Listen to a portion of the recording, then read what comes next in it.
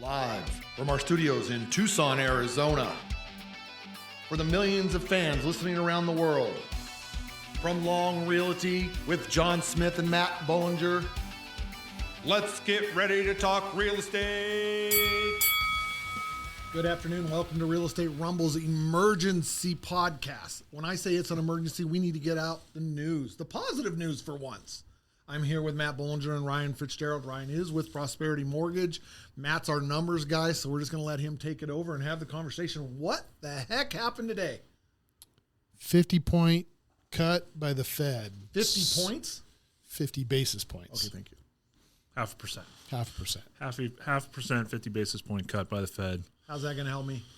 It already has. Mortgage rates have been going down the last 3 weeks or more. We're at a probably over a year low on mortgage rates, 6.125, I'd say is the 30-year fix today. And that was based on the Fed making that cut. So mortgage rates were in anticipation of the Fed making that cut, and that's what they did. Also spoke about potential cuts before the end of the year. Yeah, that's kind of the new. That's kind of the new good information is they made a 50-point cut, which half the analysts out there projected quarter point, half of them 50 point.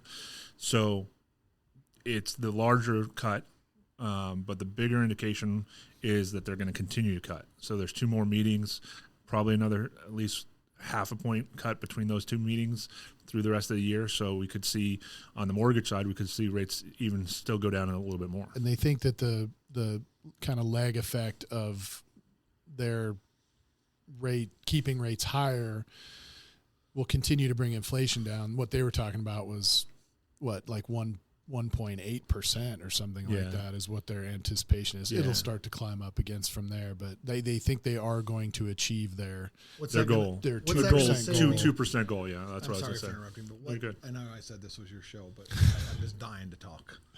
I know. Okay, I'm just dying. Tell me something new. Tell me what's that going to save me for every dollar spent?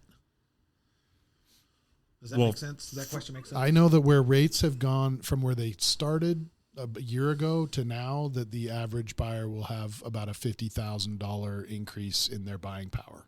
Oh, okay. So it helps my buying power more than it does my long-term. That came courtesy of NAR. Okay. NAR stats. But it also helps you on things that aren't related to mortgage too, because the Fed rate will also have an effect on credit card rates, auto loan rates, and things like that. And I don't want anybody to think they're going to run out and their credit card rates are immediately going to go down by a big chunk, but it's an indication of where they're headed and where things will go. So the hope is that it'll put a little bit more money in people's pockets, and on the real estate side, allow them to have a little bit more buying power than they did a year ago. As you guys know, I believe everything I see on the internet. Yes. That's good. Okay. Including on how to write a book in less than a week. Anyway. That's why we're here. So it's not just I see a lot of things on the internet that people are comparing interest rates to COVID times, post-COVID times, where they were in their 3s, the 2s, and they're like, what do you like now, this or that, depending on what political party was in the office. We will never return to those interest rates, will we? Can never say never, but I don't project. I think you didn't need another event like COVID to see rates go down that low again. I think with what we're seeing, most analysts would say something in the 5s. Maybe with how rates have gone down so quickly, maybe we could settle in the low 5s. But I don't see rates getting back into the 3s, low 3s and high 2s, which was what we saw during the height of COVID. The 5s is still good money. Yeah. No, that puts a lot of people in a scenario where they could refinance. And I just saw that refi applications are up 24%. It's probably so more for than everybody who's bought that for the last couple of years is probably in a situation, at least if not now, pretty soon, that they can kind of at least start investigating whether or not it's worth them doing. Yeah, for sure. My refi applications are probably up 50% or more. Personally, and I have people. Thanks. I have people who 6 months ago purchased, and it still makes sense now to look at refinancing. Right. So all the people we've sold houses to in the last couple of years, you're going to reach out and say, "Hey, this might be the time for you." Yeah, it's definitely time to talk. I'm reaching out to them. My past clients, I would tell anybody who did buy in the last year and a half or less to reach out, give me a call for sure. But yeah, if you can see at least a point reduction in your interest rate, it's time to look at refinancing. If not, definitely do it. So what would your advice be to somebody knowing that there's probably going to be further anticipated cuts in the Fed funds rate and how that might affect ultimately all rates, including mortgage? What's your advice there? Take advantage of it now because we don't know, or is it like you should wait a little bit and see what happens? On the refi angle of things, you got to take advantage when the benefit's there. You don't want to, as I've said a couple times, you don't want to hit the refi too many times as it's coming. The rates are coming down the hill. Right. So at this point, if you're getting more than a point, it would seriously consider it. If you can 1.5, I would do it now. If you're right around the point, you might want to wait a couple weeks, see what the post announcement kind of buzz is and see where rates are. Because like we've talked about before, mortgages are typically forward-looking in terms of what's going to happen. So you're going to see the adjustments sooner in the mortgage market than you're going to see elsewhere. Yes. Okay. So you've already got it pre-baked in that there's going to be an adjustment. So just on the announcement of a 0.5 point cut, we were already there with mortgage rates, and we've seen it come from, almost a full point down from 7.125 to 6.125. So we've already seen that. The announcement of the future cuts is what we'll see. What does that do, and how does that lead to it? So on the purchase side, I would say don't wait. Because if we do get into mid fives or get it even with a 5 in front of it, as we've had the conversation several times, you're going to see more buyers. And it's not just those announcements with the Fed cutting rates that affects mortgages, but it's also jobs reports, it's CPI reports, it's all those other things. Numbers. So you're looking at reports that come out almost weekly. Yes. And that's where that part of the market adjusts along the way to get ahead of it. Yep. I mean, the Fed won't meet again until November, so we have a month break, but for that whole month, we'll, on a weekly basis, like you said, we'll see different reports from inflation numbers, housing numbers, all kinds of jobs numbers, all kinds of different reports that'll move the needle. Yeah. And housing starts, permits, all that stuff. It's all those things. Anticipation of what that market or what the economy is going to be doing going forward. And that's what affects rates. Yes. All that goes into it. All that goes into it. But the good news on the overall is rates, we don't think they'll go bouncing back up because there was the full 0.5 point cut. Right. And with the indications of further cuts through the end of the year, we'll probably see maybe even still more improvement. Yeah. Okay, this is the longest I've ever been quiet in my life. Just going on record. Yep. Do we have an inventory problem or do we have a rate problem now? A little bit of both still, but mostly an inventory problem. Because what's going to happen, in my eyes, just like what happened before, rates started dropping, prices started going up. It's good. We got to see what happens with mortgage applications and see how much they increase, because it's how many buyers come into the market and how much does that stress the inventory. To really impact inventory, rates would have to be lower than what they are now, because then you've got people that are willing to sell. And I mean, people that are in low mortgages that are willing to sell and trade up to whatever they're going to buy. So you get a seller, then you get a buyer. I guess it's a wash, but at the end of the day, they're going to continue to build too, which usually takes the slack off the market. So I saw that housing permits were up. Yep. So all those things help.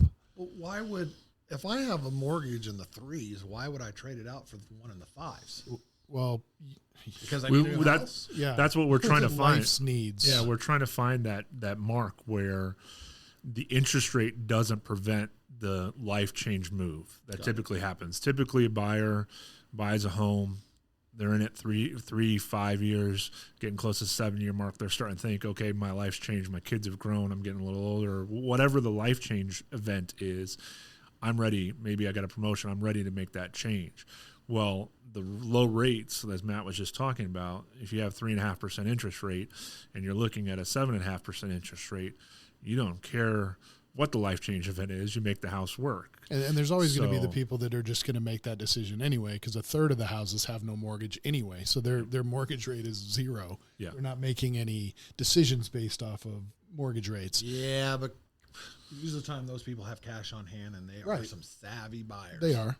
Okay. But I think that a lot of times you'll find that those are people who the life changes that they have are maybe kids are grown and gone. They're empty nesters now. They don't need the big house. They're going to sell the big house and buy something smaller. They're still going to pay cash, but there are going to be houses that maybe are move up for that next buyer that come on the market in that scenario. So Yeah. there's a lot of things that go into it, and there's a lot of different moving parts. But I think at the end of the day, it's a positive for the real estate market. All right, guys. So what I'm going to do next is I'm here on X, formerly known as Twitter, and I'm going to read a few tweets that talk about it. Okay. Nate Pintez says, the Fed cutting rates by 0.5% doesn't change the fundamental decisions about buying a home. Can you afford the monthly payment with everything PITI, principal, interest, taxes, and insurance, plus HOA fees if necessary? What's your response to that? Wait, are you going to be in this place for the next 5 years? Well, I think that the buying power as rates go down becomes higher. Doesn't mean you have to spend it. So you have $50,000 more in buying power based off of rates coming down a full percentage point basically in the last year, right? Yes. So, it does put you in a situation where that has to be a decision, but I think that it allows you to buy more house for the same monthly payment. Agree? Yeah, I agree. I mean, the basis of his statement is correct. I mean, we always have to analyze the affordability. Can they make the mortgage payment with all those factors included?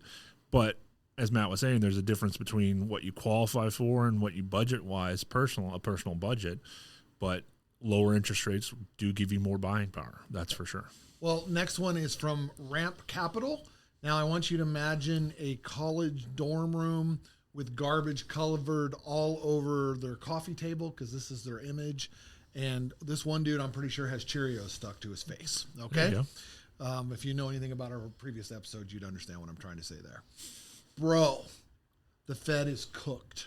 They have no idea what they're doing. We either are going to stage inflation or another Great Depression. Good luck, LOL. That's why I put 95% of my net worth into Bitcoin. You should too. The end of that. Huge overreaction, but the end of that kind of tells you where they're coming from. He had me up until Bitcoin. Well, I think a lot of people think we were talking before, half a point cut's a huge cut, and biggest one in recent memory, yes. But if we haven't had any cut in, I can't remember exactly how long, but almost 2 years, a half a point cut isn't necessarily as big anymore. I mean, yes, they didn't spread it out over the last couple meetings and do a quarter point or even less, an eighth of a point. But I don't think it means we're cooked. No, it's wrong. Well, according to Doug Boneparth, pilot on my flight home just announced that the Fed cut the rates by 0.5%. Everyone started cheering, and the guy next to me said he's going to buy a rental property in Florida. We're back, baby. I don't know that I would jump too far to that side either, but it is helpful. And I think that as far as real estate goes, and as far as people's personal pocketbooks or budgets go, it's not a bad thing. Yeah, overall, a general consumer is going to benefit from this cut. Correct. The extreme of a pilot announcing it on airlines seems pretty amazing to me. This cut and this Fed announcement has had more build up just in our world of talking about it around the office and waiting for it than in recent memory. But I don't think it means anybody's going to run out and buy it. Just by half point is going to buy that rental property in Florida. So you were already buying it if you could, and if you can't, this improvement's not going to get you there. Great.